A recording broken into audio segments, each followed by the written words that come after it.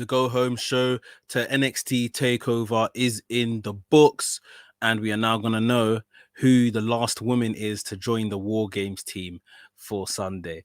This is your NXT review.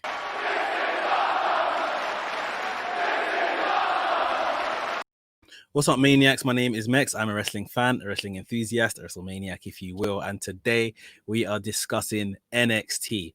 It was the go-home show, like I said, for the Takeover War Games pay-per-view we're getting this weekend. I think it was a decent show. If you guys watch AEW, this was always going to be a very hard week for them to compete with AEW in terms of ratings and stuff like that. But this was a pretty good show with some good wrestling involved and some good storylines going into that pay-per-view. So we're going to get into that right here, right now. And right here on this channel, WrestleManiac UK, I discuss everything that is WWE and AEW. So if this sounds like the place for you, make sure you hit the subscribe button and make sure you hit the notification bell so you get notified every time I drop a new video. Ladies and gentlemen, without further ado, let's get into the review. And it started with a tag match. Damian Priest and Leon Ruff versus Raul Mendoza and Santos Escobar. We had Johnny Gargano on commentary. This was a pretty decent match. Obviously, Priest, the story here was that Damian Priest is making sure, that Leon Ruff kind of gets to NXT TakeOver War Games in one piece because he has a vested interest in what Leon Ruff has, being the North American Championship. We had Joaquin Wilde, who I can assume was supposed to join Raul Mendoza as the tag team partner in this match, but he got taken out before the match began backstage by Damian Priest. So it was Santos Escobar stepping in his place, teaming with Raul Mendoza. We had a lot of, hard hitting and strikes from Damian Priest, while the likes of Raul Mendoza was floating and flying around the ring, same with Santos Escobar. And Leon Ruff, him very much still kind of proving himself, especially to Damian Priest, asking for tags a lot of the time, like, tag me in, let me do it, I can do it, all this kind of stuff. So he was playing his part as well. And in the end, we saw Damian Priest, who was about to nail Mendoza with the Reckoning, his move. Again, like I say, there was a tag from Leon Ruff. Leon Ruff selling that, let me in, I can do it. So Damian Priest hits the Reckoning. Leon Ruff goes up top for a frog splash and lands it on Mendoza. And 1, 2, 3, Mendoza is pinned and Leon Ruff gets the win for his team. So next stop for these guys is the North American Championship match. I'm not sure who's gonna win. I'm really not sure who's gonna win this match at War Games. It'll be very interesting to see where if Leon Ruff can retain, where he goes from there. But I guess what they have always been kind of keeping here is the story between Gargano and Damian Priest. And during the match, we did see the Ghostface, the Scream Mask, appear not once but 2 times. There were 2 at one point behind Johnny Gargano. So is there 2 Scream Masks? Is there 3, in fact? Who knows? And are they going to come into play come the triple threat match at War Games? Being a triple threat match, no disqualifications. So you never know. But yeah, that was a good way to start the show. And to be honest, I think that's probably one of the first losses, or one of the only other losses I've seen Legado del Fantasma take. They don't lose often, especially Santos Escobar doesn't lose at all. So yeah, that could be something that's going to spin off into its own little story. Next up, we had August Grey versus Cameron Grimes. Cameron Grimes came to the ring all cheerful. He had a sack that had something inside the sack. This match wasn't memorable. It won't be memorable. It was really just to get Cameron Grimes over. It didn't last very long before Cameron Grimes laid out August Grey with the cave-in. And then he went into this sack, and in the sack was the strap. He is having a strap match with Dexter Lumis at TakeOver. He attached he attached August Grey to this strap. And he was saying, you don't want to be attached to me because this is what happens. And he was demonstrating and beating August Gray and whipping him with this strap and everything. And all of a sudden, the camera done a certain view where it was just Cameron Grimes kind of talking to the camera. And when he went back down to attack August Gray, he was at the other end of the strap. He wasn't there anymore. Dexter Lumis was at the other end of the strap, which was a really nice bit of camera work there.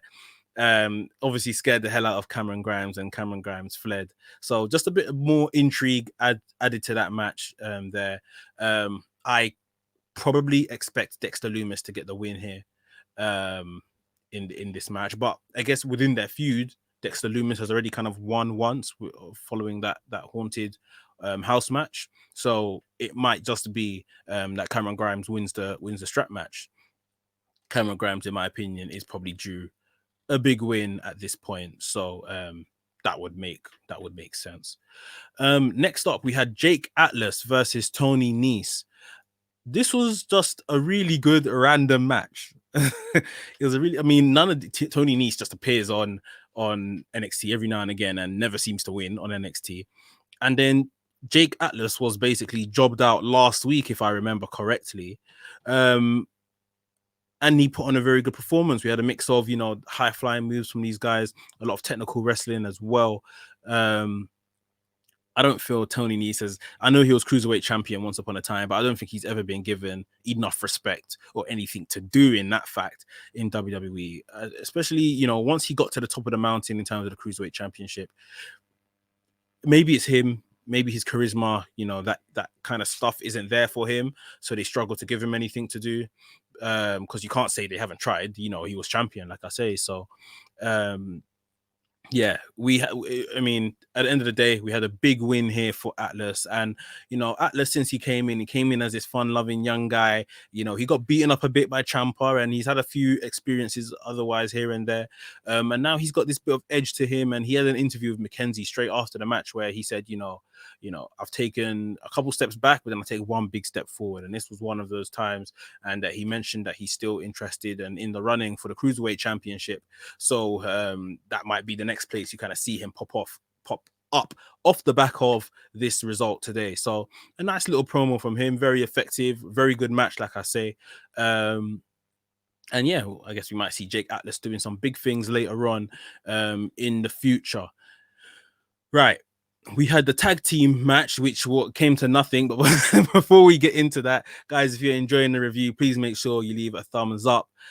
Hit the like button. It does loads for the channel, and I thoroughly appreciate it right here at WrestleManiac UK.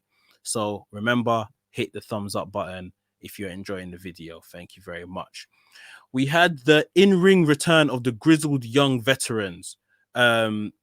Initially, Everrise were in the ring, and it looked like the grizzled young veterans were supposed to take on Everrise. However, they were blindsided by Imperium.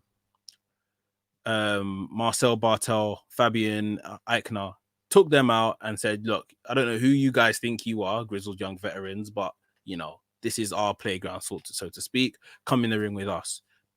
Grizzled young veterans always up for the fight. Got in the ring, and that match started taking place. Decent match. I mean, I've missed Zach Gibson. I said it last week on the show. You guys don't know how much I've missed Zach Gibson. He entertains me. He pops me so hard, like pause. But yeah, it's literally mad how funny I find him. And they put on, like I say, a pretty solid match. These guys. It spilled out to their outside area. Everrise came back and attacked both teams, so the match was basically thrown out. And Everrise was seen later on driving off, escaping from the scene of the crime. Are they giving Everrise something to do? They're gonna make them more prominent now in NXT. Gonna be interesting how they go forward with that. But yeah, Everrise basically ruled this match null and void. Which for me was a bit disappointing. I was kind of looking forward to a possible win for Grizzled Young Veterans, but I guess we'll kind of see where that leads to in the future. This might be the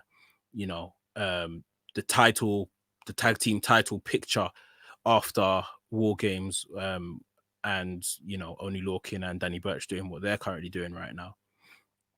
We did see a promo from those guys for the brand, Pat McAfee, Lorcan, Birch, and Pete Dunne, where it was just Pat McAfee just talking. This was following a Undisputed Era vignette where they showed them all going to a restaurant, having a meal, having dinner, saying, you know, things haven't been going our way, but we know war games. Like, this is our match sort of thing. Kind of G'ing each other up.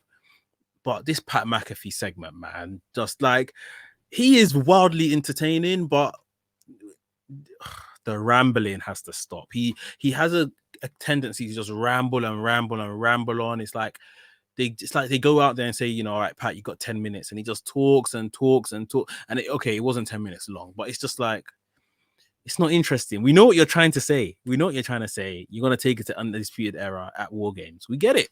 Like, it just doesn't have to last that long. Pete Dunne chimed in with a one-liner saying that, you know, that's it. This is the end for Undisputed Era. I have nothing really good to say about it, to be honest. And that's all it was. It was just them G'ing themselves up as well for the War Games match. So, yeah. So that's the men's War Games picture anyway. But we still had to settle the women's, the females one. So we had Shotzi Blackheart versus Raquel Gonzalez going head-to-head. And this is the advantage match. So very much what Kyle O'Reilly and Pete Dunne done last week. Briefcase above the ring. Ladder match, see who gets the advantage for the War Games match. These times, Shotzi Blackheart seems not even complete, but we will get on to that. Reckless match. Reckless match, because Shotzi Blackheart was part of it. Of course, with her reckless style, there are going to be a few errors here and there, and some serious looking stuff, which there were. This was a really good match, a bit like a demolition derby, and Raquel Gonzalez is the perfect person to be in this match. I mean, I didn't know who was going to be in this match against Raquel Gonzalez, and I was hoping it was going to be Rhea Ripley, and we see those two together again in a match, in a ladder match. That would have really been good. But I was always happy to see Shotzi Blackheart as well. I think she definitely added something to the match, made it really dangerous. The match got very interesting when Indy Hartwell brought a ladder up to the podium where Candice LeRae and her team were, and they all climbed down from the podium, ran into the arena to kind of see what was wrong with Raquel Gonzalez. Similarly, Rhea Ripley and Ember Moon, members of Shotzi's team, came off the podium to just check on Shotzi Blackheart. And then these guys were all scrambling. Whilst they were doing that, Indy Hartwell was setting up a ladder to go up and get the briefcase down herself for Candice LeRae and them. Shotzi Blackheart dealt with her. Who then went? Raquel Gonzalez then went up the ladder, and Io Shirai appeared. So Io Shirai, that hadn't been mentioned as anyone's member in this team, but obviously she was beaten up by Raquel Gonzalez, Candice LeRae, and Dakota Kai last week. She jumps on Raquel Gonzalez's back, effectively kind of puts her in a headlock, which brings her off the ladder. Beats her up a bit, throws her outside the ring, delivers a moonsault to everybody outside the ring, both teams, referees, and other coaches and security trying to stop what's going on. Delivers that moonsault. Shotzi Blackheart climbs up the ladder and pulls down the briefcase. So Shotzi Blackheart's team has got the advantage. I think it was said just before the show finished that Io Shirai is going to be the final member of Shotzi Blackheart's team. What we all kind of assumed off the back of the beating she took from Candice LeRae's team last week. Looks like a very good team. Shotzi Blackheart, Ember Moon, Io Shirai, and Rhea Ripley versus Candice LeRae, Raquel Gonzalez, Dakota Kai, and Toni Storm. Very, very interesting. It's always kind of interesting what's going to happen. I think the first women's War Games match was last year, so this is the next one in an installment sort of thing. And I hope it's as good as what that one last year was, because that one last year was pretty decent. We also had we had a segment on the show as well that I kind of skipped over, but Timothy Thatcher was going to do a part of his Thatch Can school thing in the ring when Ciampa appeared as not as a student but as someone I was going to teach, still picking his fight with Timothy Thatcher. Timothy Thatcher actually got the upper hand in this particular segment, so we're going to get Timothy Thatcher versus Ciampa at War Games pay-per-view as well. Guys, that was NXT. like I said, excuse if it sounds like I'm lacking enthusiasm. It was a good show, but it was not what AEW delivered. I've just watched AEW as well, so I'm just drained of energy. It was a terrific show. Just for wrestling facts, forget who you like watching, WWE or AEW. You should watch AEW because it's just a terrific show. But yeah, NXT was really good. I am looking forward to War Games. That's going to be a really good pay-per-view. Always delivers. Takeovers always deliver. I've gone on record saying that. So next Monday, you'll get a review from me on NXT Takeover War Games. That's the 7th of December. So make sure you tune in. Guys, if you enjoyed the review, please make sure you hit the thumbs up button, give us a like. It's thoroughly appreciated right here at WrestleManiac UK. And it does loads for the channel. And if you're new here, welcome to the channel. Subscribe to the channel and hit the notification bell so you get notified each and every time I drop a new video. Yeah. I hope you guys all enjoyed the show. I hope you enjoy Takeover War Games. WrestleManiac UK signing out. And I'll see you